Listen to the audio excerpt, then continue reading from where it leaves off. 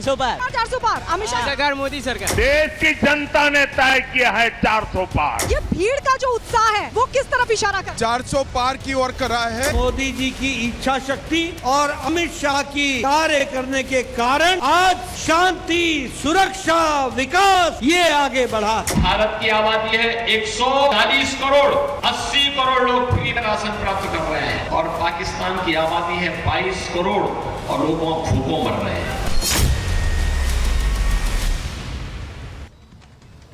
नमस्कार, हापुड़, मैं हूं आपके साथ मृदुल शर्मा और आप देख रहे हैं रिपब्लिक भारत। जोरदार तालियों से स्वागत करिए, क्योंकि कहते हैं कहानियां कोई लिखता है, कोई कविता लिखता है, कोई इतिहास लिखता है, लेकिन मेरठ और हापुड़ वाले क्रांति लिखते हैं। 1857 की क्रांति जहां से शुरू हुई, आज वहां पर रिपब्लिक भारत की टीम आई है और सभी से पूछेंगे कि उनके मुद्दे क्या हैं, विकास के मुद्दे को लेकर मतदान करेंगे या फिर कोई और मुद्दे हैं।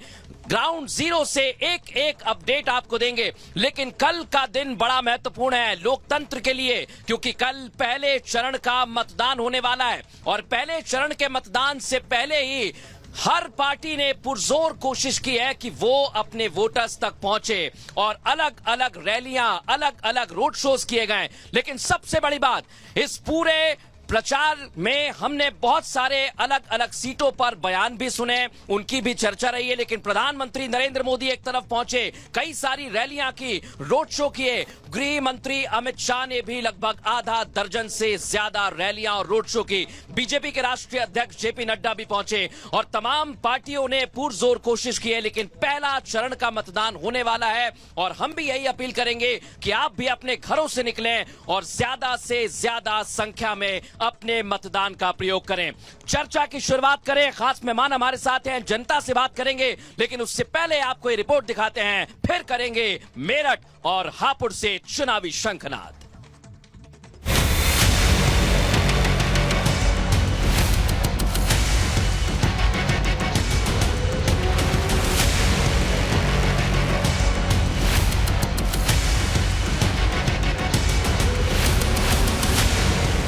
लोकतंत्र के महापर्व में जीत सुनिश्चित करने के लिए सभी दल एड़ी चोटी का जोर लगा रहे हैं।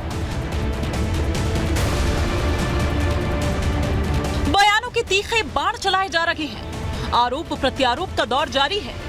एनडीए जहां प्रधानमंत्री मोदी की अगुवाई में सियासी समीकरणों को साध रही है, तो वहीं आईएनडीआईए गठबंधन का ना तो चेहरा नजर आ रहा है और ना ही राजनीतिक रणनीति। एनडीए की तरफ से प्रधानमंत्री मोदी की लीडरशिप में बीजेपी के स्टार प्रचारक लगातार विपक्ष को घेर रहे हैं। एनडीए जहां राम मंदिर, सनातन, भ्रष्टाचार और मोदी की गारंटी के साथ चुनावी मैदान में है, तो वहीं आईएनडीआईए गठबंधन के नेता मोदी की तीसरी जीत पर संविधान बदलने का नैरेटिव सेट करने में लगे हैं। सियासी शब्दबाणों के बीच पहले चरण का मतदान कल होने जा रहा है। कल 21 राज्यों की 102 सीटों पर मतदान होगा। हालांकि चुनाव के ऐलान के बाद से अब तक एनडीए और आईएनडीआईए के नेता लगातार रैलियां करके चुनावी एजेंडा सेट कर चुके हैं। ये नेता अपने मंसूबे में कितने कामयाब हुए, ये 19 अप्रैल को मतदाता ही तय करेंगे। ये भीड़ का जो उत्साह है वो किस तरफ इशारा कर 400 पार की ओर कर रहा है। फिर से एक बार गुजरात में 26 की 26 सीटें भारतीय जनता पार्टी जीतने जा रही है। पहले चरण में 8 केंद्रीय मंत्री, 2 पूर्व मुख्यमंत्री और 1 पूर्व राज्यपाल चुनावी मैदान में अपनी किस्मत आजमा रहे हैं। केंद्रीय सड़क एवं परिवहन मंत्री नितिन गडकरी नागपुर लोकसभा क्षेत्र से जीत की हैट्रिक लगाने के लिए उतरे हैं, तो वहीं सांसद जितेंद्र सिंह उधमपुर लोकसभा सीट से लगातार तीसरी बार चुनावी मैदान में हैं। बात राजस्थान की करें तो अलवर सीट से भूपेंद्र यादव और बीकानेर सीट से केंद्रीय कानून मंत्री अर्जुन राम मेघवाल ताल ठोक रहे हैं। पहले चरण के लिए कल मतदान होगा, लेकिन सभी दलों ने दूसरे चरण के चुनाव के लिए अपनी पूरी ताकत झोंक दी है। उत्तर प्रदेश में क्लीन स्वीप की मंशा लिए मुख्यमंत्री योगी लगातार तूफानी रैलियां कर रहे हैं। योगी आदित्यनाथ को पता है कि 80 सीटों का लक्ष्य बिना पश्चिमी यूपी जीते पूरा नहीं होगा। यही वजह है कि मुख्यमंत्री योगी आज एक बार फिर मेरठ में मौजूद थे और सनातन विरोधियों पर जमकर उन्होंने हमला बोला। पहले शिलान्यास हुआ, फिर प्रभु राम की मूर्ति प्राण प्रतिष्ठा का भव्य आयोजन हुआ और कल जन्मोत्सव का कार्यक्रम। कल अयोध्या धाम में 15 लाख से ज्यादा श्रद्धालु आए थे। क्या यह कार्य कांग्रेस, सपा, बसपा के लोग कर पाते क्या? और इसीलिए लोग आए। पश्चिमी यूपी में हिंदुओं का पलायन और दंगे हमेशा से बीजेपी के लिए चुनावी मुद्दा रहा है, लेकिन 2024 के चुनाव में मुख्यमंत्री योगी की कानून व्यवस्था और मोदी की गारंटी पर वोट की अपील की जा रही है। ये सपा बसपा और कांग्रेस ने तो उत्तर प्रदेश को दंगा और कर्फ्यू की चपेट में ला दिया था। हर दूसरे दिन दंगा, महीनों महीनों कर्फ्यू। आज कर्फ्यू नहीं है, आज तो धूम धड़ाके के साथ कावड़ यात्रा निकलती है इस क्षेत्र में। दूसरे चरण के चुनाव में सियासी दल अपनी पूरी ताकत झोंक रहे हैं। जीत के लिए नैरेटिव सेट किए जा रहे हैं। अब देखना यह होगा कि इस सियासी रण को फतेह करके कौन कौन से महारथी संसद की सीढ़ियां चढ़ते हैं। Bureau report, Republic Bharat. तो देखा आपने किस तरह से चुनावी वार पलटवार हो रहा है और इस समय हम मेरठ में मौजूद हूं। मेरठ और हापुड़ के सियासी समीकरण क्या कहते हैं ये हम जानेंगे, लेकिन पहला, जैसे हम कह रहे हैं, फेज कंप्लीट हो चुका है और तैयारी दूसरे की हो रही है। पहले फेज में क्या कुछ हुआ ये मैं आपको बता देता हूं। प्रधानमंत्री नरेंद्र मोदी ने 36 रैलियां की हैं, 7 रोड शो किए हैं। गृह मंत्री अमित शाह ने भी 8 रोड शो किए, 14 जनसभाएं अलग अलग जगह पर की हैं।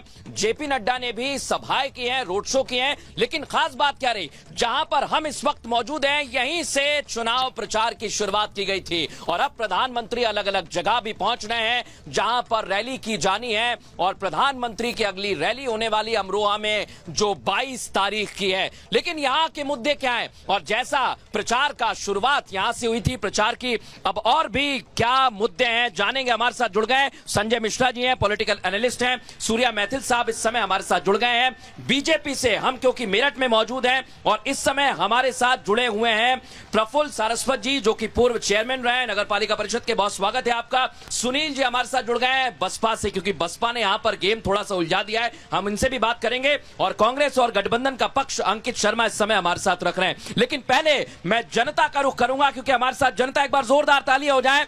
मेरठ में आप सभी का स्वागत है। हापुड़ मेरठ की सीट पर समीर मेरे सहयोगी हैं। सबसे पहले समीर बताइए जरा कैसे समीकरण है यहां पर। देखिए, मैं आपको बता दूं, ये जो 2024 का चुनाव है ये 2019 के चुनाव से बिल्कुल अलग है, उल्ट है बिल्कुल। अच्छा। क्योंकि ये जो चुनाव चल रहा है यहाँ पर बीजेपी ने प्रत्याशी उतारा है। पिछली बार 4700 वोट से राजेंद्र अग्रवाल जी जीते थे। कहीं ना कहीं इसी कारण ये चुनाव में इस बार इनका टिकट काट दिया गया है। अच्छा। क्योंकि पिछली बार लाखों वोट से जीते थे और इस बार केवल 4700 वोट से चुनाव वो जीते थे। तो अब इस बार प्रत्याशी बदला गया है यहाँ पे। और तो किसका समीकरण अच्छा चल रहा है, क्योंकि यहाँ पर जनता है, वोटों के समीकरण अलग हैं, कौन से मुद्दे हैं जरा ये भी बताइए हमारे दर्शकों। देखिए, हापुड़ नगरी में खड़े हैं और हापुड़ के अंदर इंडस्ट्री को लेकर के यहाँ पर काफी बड़ा मुद्दा रहा है। हापुड़ के अंदर धीरकेला इंडस्ट्री है। हाँ। और उसको लेकर कई बार मुद्दे उठे, अधिकारी को सामने बात रखी जाती है। अब फिर वही मुद्दा है। एक बार मैं जनता के पास जाऊंगा, क्योंकि देखिए यहाँ पर कांग्रेस का भी पटका लगा के आए हैं, आरएलडी और बीजेपी साथ खड़े हुए हैं। भैया नाम क्या है आपका? लखन सिंह। अरुण गोविल इस बार मैदान में, पिछली बार कम वोटों से जीते थे प्रत्याशी, टिकट कट गया, इस बार क्या होगा? बहुत अच्छे वोटों से जीत के जाएंगे जी। हाँ जी। अच्छा, मोदी ने योगी ने बहुत अच्छा काम करा जी। और अब तो आरएलडी के साथ में आ गए, तो आपका पहले 4700 वोट जीते, आपके कम से कम 1.5 लाख वोटों जीतेंगे। 1.5 लाख वोटों से। भैया आगे आ जाइए जरा, 1.5 लाख वोटों से जीतेंगे बोल रहे हैं। भैया हकीकत तो ये है कि भाजपा के पास तो जीतने वाले प्रत्याशी नहीं है। अच्छा। अब तो जमाना कांग्रेस और इंडिया गठबंधन का आने वाला है और चारों तरफ युवा जो बेरोजगार बैठा था उसने ये देख लिया कि 10 साल में तो मर गया, मेरा परिवार मर गया, बर्बाद हो गया। अच्छा। और आज देश का सौभाग्य है कि सब जाग गए हैं, आज सब जाग गए हैं।